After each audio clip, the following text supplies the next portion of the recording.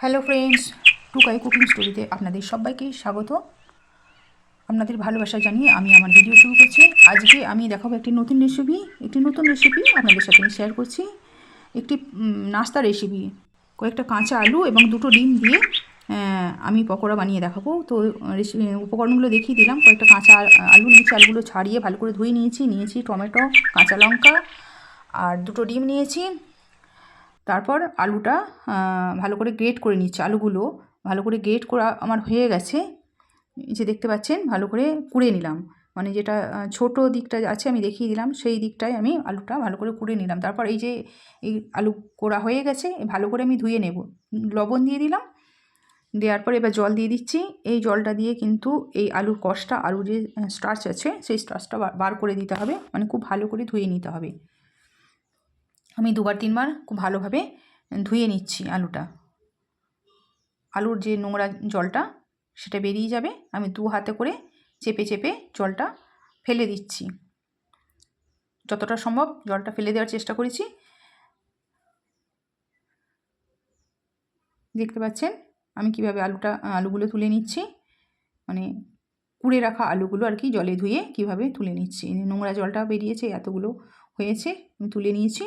এই নোংরা জলটা ফেলে দেবো। আর একবার কিন্তু আমি ধুয়ে নেবো। এবার দুবার তিনবার আমি ধুয়ে নিয়েছি। এইভাবে আলুটা যতক্ষণ নোংরা আছে, ময়লা জলটা কিন্তু ফেলে দিতে হবে। আলুর অনেক বললাম তো স্টার্চ থাকে, সেটা কিন্তু ফেলে দিতে হবে, তা নাহলে কিন্তু খেতে টেস্টি হবে না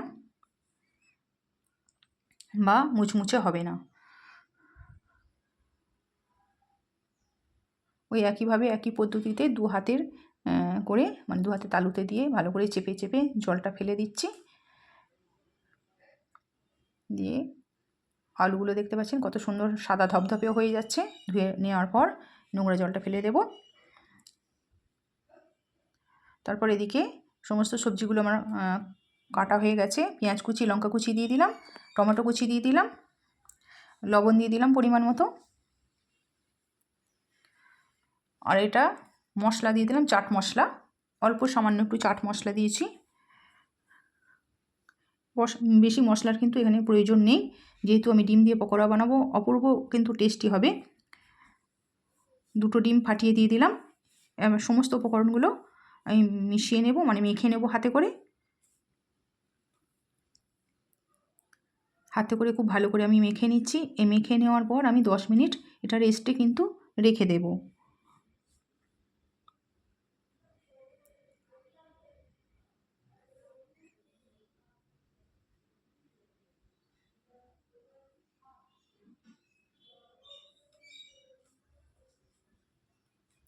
অপূর্ব টেস্টি একটা নাস্তা। আপনারা সকালে কিংবা সন্ধ্যেয় যে কোনো সময় কিন্তু এই নাস্তাটা ব্যবহার করতে পারেন, মানে খেতে পারেন। চায়ের সাথে খুব ভালো লাগবে।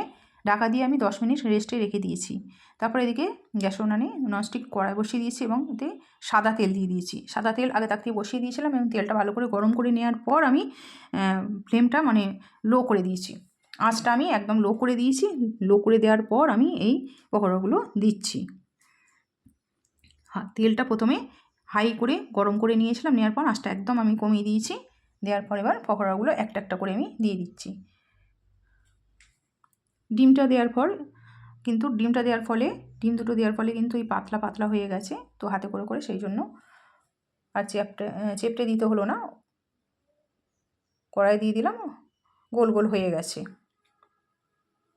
এবার এক সাইড হয়ে গেছে, উল্টে দিলাম। উল্টে পাল্টে এবার ভালো করে ভেজে নেবো। এটা কিন্তু লো ফ্লেমেই কিন্তু ভাজতে হবে, হাই ফ্লেমে ভাজা যাবে না। হাই ফ্লেমে ভাজলে কিন্তু ভেতরটা কাঁচা থেকে যাবে আর ওপরটা হয়ে যাবে।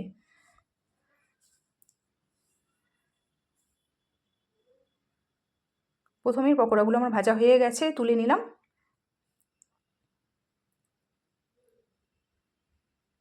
কালারটাও কিন্তু খুব সুন্দর এসছে, দেখতে পাচ্ছেন। আমি একটা প্লেটে তুলে নিয়েছি। প্লেটে একটা কাগজ দিয়ে দিয়েছি, একটা কাগজ দিয়ে, কেননা এক্সজস্ট যে মানে তেলটা আছে সেই তেলটা কিন্তু টেনে নেবে, তার জন্য এক্সেস তেলটা টেনে নেওয়ার জন্য কাগজটা দিয়ে দিয়েছি। দ্বিতীয়বার আবার ওই একই রকমভাবে একই রকম পদ্ধতিতে দিয়ে দিলাম পকোড়াগুলো। আবার যে কটা বাকি ছিল তেলেতে দিয়ে দিলাম। উল্টে পাল্টে ওইভাবে একই রকমভাবে ভেজে নিলাম। যে তেলটুকু ছিল সেই তেলটা সবটা টেনে নিয়েছে। দেখতে পাচ্ছেন এতগুলো পকোড়া আমার হয়েছে। কাঁচা আলু আর 2টো ডিম দিয়ে এতগুলো 1 প্লেট পকোড়া আমি বানিয়ে ফেললাম। আজ আসি বন্ধুরা, সকলে ভালো থাকবেন, সুস্থ থাকবেন। আপনাদের সাথে দেখা হবে আমার সঙ্গে আমার পরের ভিডিওতে। আর আমার ভিডিওটিকে দেখার জন্য আপনাদেরকে অসংখ্য অসংখ্য ধন্যবাদ। আর ভালো লাগলে এই চ্যানেলটিকে সাবস্ক্রাইব করে পাশে থাকবেন। লাইক, কমেন্ট এবং শেয়ার করতে যেন ভুলবেন না। সকালে কিংবা সন্ধ্যে যে কোনো সময় চায়ের সঙ্গে কিন্তু এটা খেতে পারেন। আমি একটা ভেঙে দেখিয়ে দিচ্ছি কতটা মুচমুচো হয়েছে এবং ভেতরটা কিন্তু জালিদার হয়েছে।